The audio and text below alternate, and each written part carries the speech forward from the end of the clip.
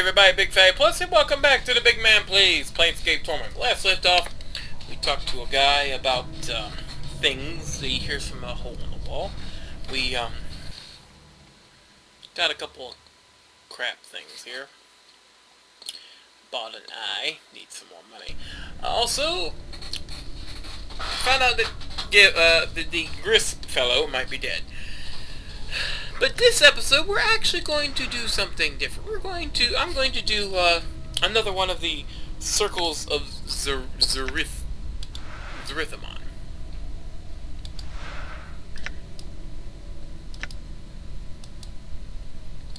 What is your will?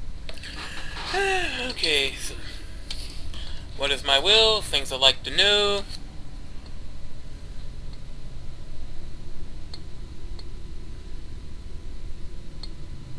Can I talk to you about your teachings?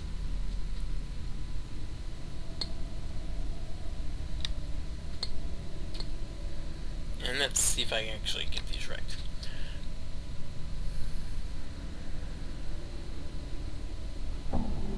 Oh.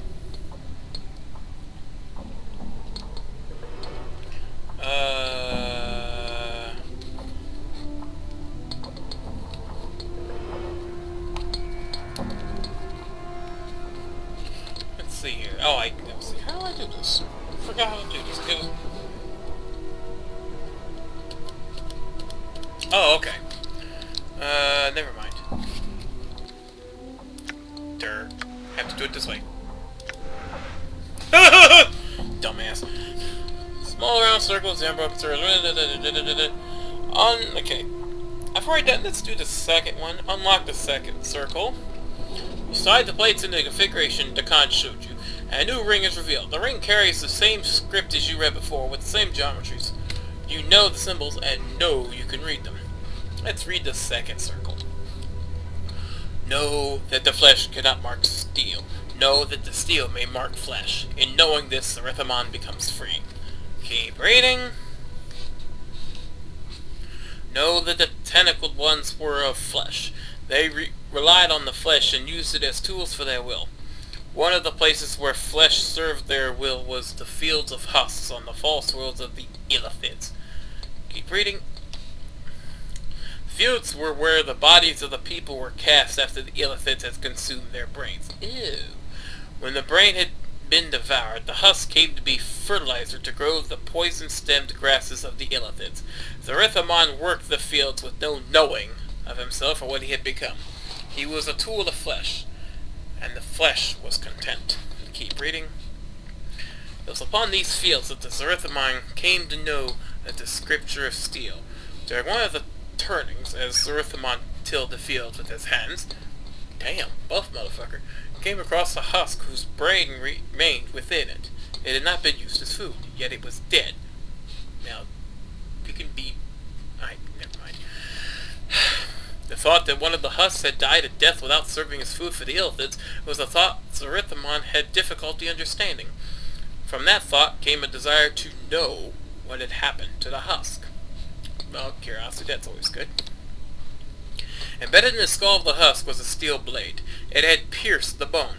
Zerthimon realized that was what had killed the husk. The steel had marked the flesh, but the flesh had not marked the steel. Keep reading. Zerthimon took the blade and studied its surface. In it he saw his reflection. It was in the reflection of the steel that Zerthimon first knew himself. Its edge was sharp, its will the wearer's. It was the blade that would come to be raised against Gith when Zerthimon made the pronouncement of two skies. Two skies? How can you... This is gonna be some philosophy shit. I tell you what, this is definitely some philosophy shit. Zerthimon kept the blade for many turnings, and many were the thoughts he had about it. He used it in the fields to aid his work, and using it, he thought about how it was not used. What? I'm getting confused, seriously. The Illithids were powerful. The Zerthimon had believed that there was nothing that they did not know. Yet the Illithids never carried tools of steel. They only used flesh as tools. Everything was done through flesh. For the tentacled ones were made of flesh, and they knew flesh. yet steel was superior to flesh. When the blade had killed the husk, it was the flesh that had been weaker than the steel. That's generally the case unless you're either the Hulk or the Thing. It was then that Zerthimon came to know that the flesh yielded to steel, and knowing that he came to know that steel was stronger than the Illithids. Finish reading the symbols. Steel became the scripture of the people. Know that the steel is the scripture by which the people came to know freedom. Okay, let's just close it. The circle. And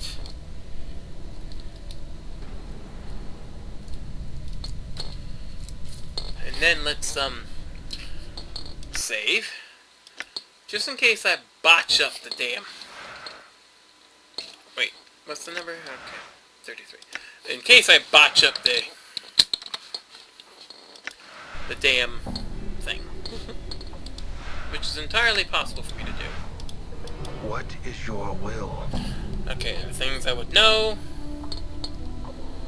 Talk to you about your teachings. I have read the Unbroken Circle of Zerthimon. I want to speak more about ways of Zerthimon. What did you come to know? Let's see.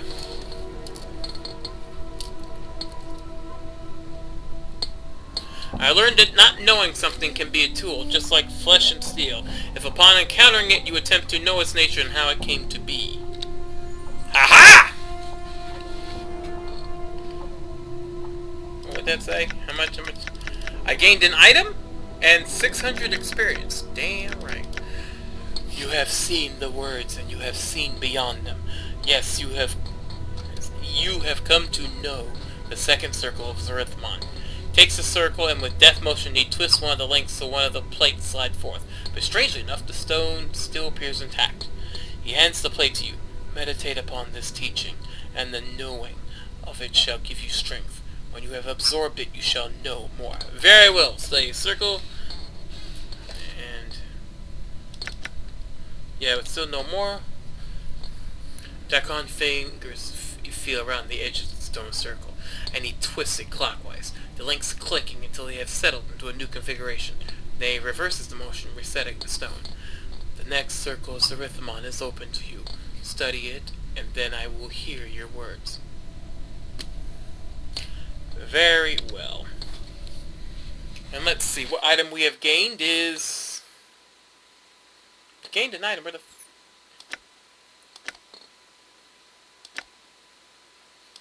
I actually gained the freaking circle! Second circle. Ooh. It actually gives me the damn circle, which in turn is the second circle of Zerthimon. Allows you to copy scripture, steal into spellbook. Range 180. Let's see. Scripture. Know that flesh cannot mark steel. Know that steel may mark flesh. In knowing this, Zerthimon became free. Know that the tentacled ones were of flesh. They relied on the flesh and used it as tools for their will. One of the places where flesh served their will were the fields of husks on the false worlds of the Illithids. Fields where the bodies of the people were cast after the Illithids and consumed their brains. The brain can devour the husk into fertilizer. Okay, yes. This is the entire freaking teaching.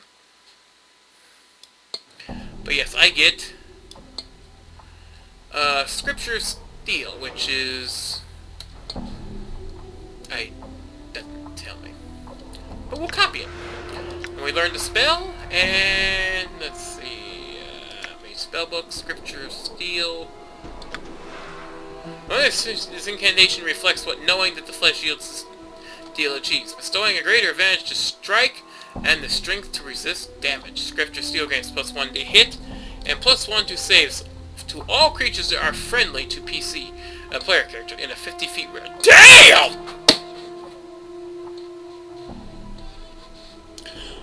Shit, for 30 seconds! +1 to hit and +1 to saves of all friendly. God dang!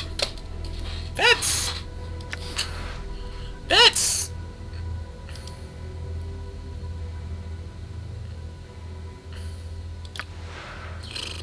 I think after I use Chromatic Orb, I might just stick with that. Damn, that's a bomb of a spell there. That to me is like a damn game changer. Definitely. It's a good spell. I'll definitely be using that at some point. And now we shall head... Well, now that let me just mark this off here real quick.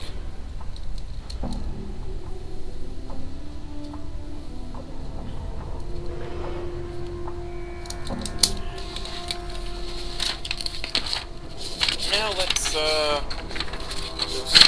see where the hell is it? Ah, shit.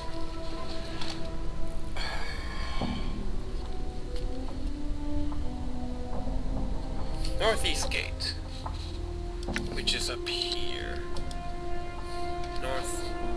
Wait. That's Northeast Gate's over here. East, you dummy. Gone. Done. Okay, I can go that way. Done. Is this the gate? No, but it's more cranium rats!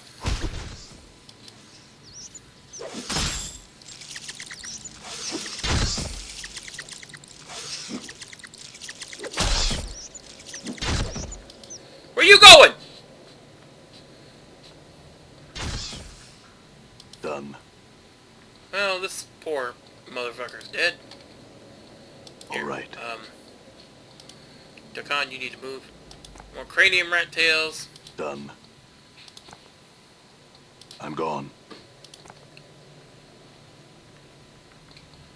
More rat tails. Which I would like to actually sell for a price higher than... Oh, it's more take. For a price higher than $1. Ooh, I'm we do have gone. the stuff. Never mind. We got jack shit there. Now, where the hell is this... Northeast Gate, so... I gotta find the Northeast Gate. Maybe it's up here? Done.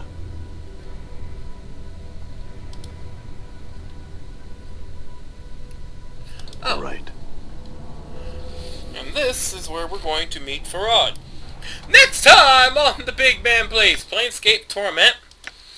Requested by Bormac. Till next episode, Big Fat Plus, sayonara. Sorry if that's a short little episode, but I wanted to keep all the circles of Zerthimon teachings in one episode each. That way, you know, in case someone wants to search those up and just learn about them.